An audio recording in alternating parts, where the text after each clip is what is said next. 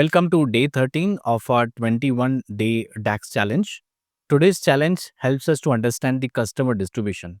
We want to find out which country has the most number of customers. Now, this is perfect when you're reporting across regions, and let's try to solve it using DAX functions. So, first, we want to count how many customers are there in each country, and then after counting, then we have to return the name of the country in which highest customer count is there. Okay, so if you have learned the pattern right now in the last few challenges, it would become easy for you to understand.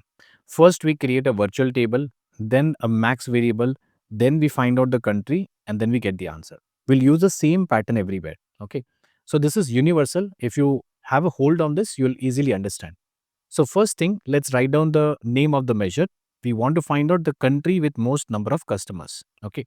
So top country equals to, the method would be the same. We'll create a variable t, and out of all the columns, we just need the country column over here.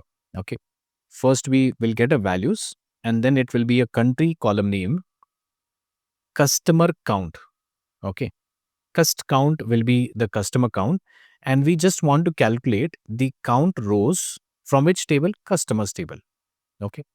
So this will give us the data right now. So this is a virtual table. Remember, we have a country name column which will give all the countries, a customer count column which is giving us the count of customers in the table over here.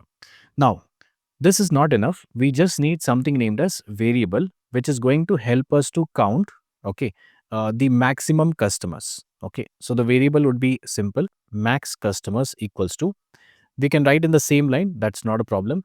From this T virtual table, you need to find out the max, which is given here as cust count.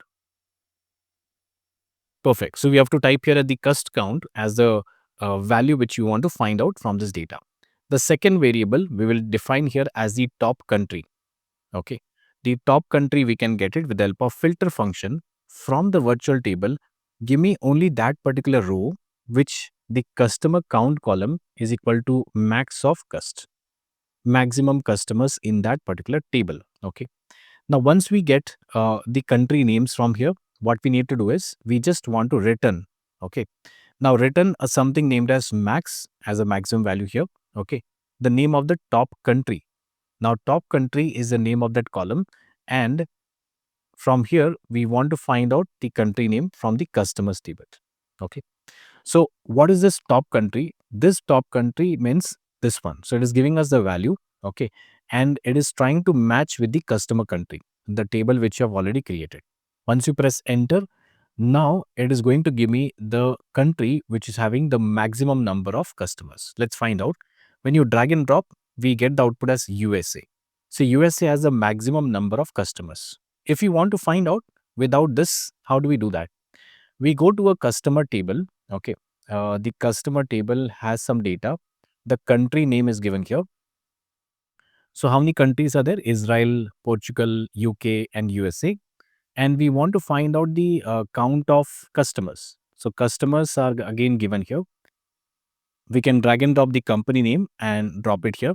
And here the company name, we can right click and select the option as count. So when you do a count option, and here instead of this particular graph, we can convert this into a table format.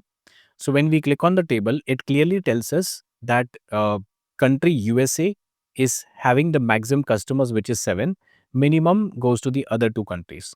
So without DAX function, you can get the output. But suppose you want this calculation to be used somewhere, nested calculation, then this DAX function would be very useful. So this is all what we have right now.